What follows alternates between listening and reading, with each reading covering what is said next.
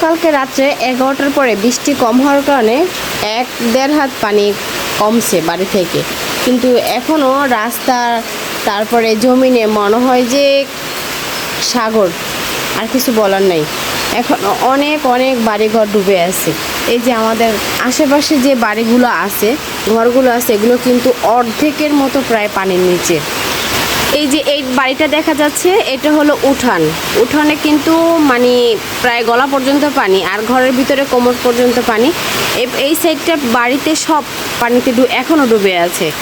আর আলহামদুলিল্লাহ আমাদের বাড়ি থেকে পানি, যদিও গতকালকে রাত্রে বৃষ্টি না হওয়ার কারণে 1-1.5 হাত পরিমাণ পানি কমছে, কিন্তু এখনও বাহিরের পানি একটু কোনো কমতি নেই। এই দেখেন, জানি না কতক্ষণে বৃষ্টি কমবে। বৃষ্টি কমলে আশা করি হয়তো পানি একটু কমতে পারে। আর ওই যে দেখতে পাচ্ছেন যে গাছগুলো, ওইখানে কিন্তু একটা বিশাল বড় পুষ্কুনি।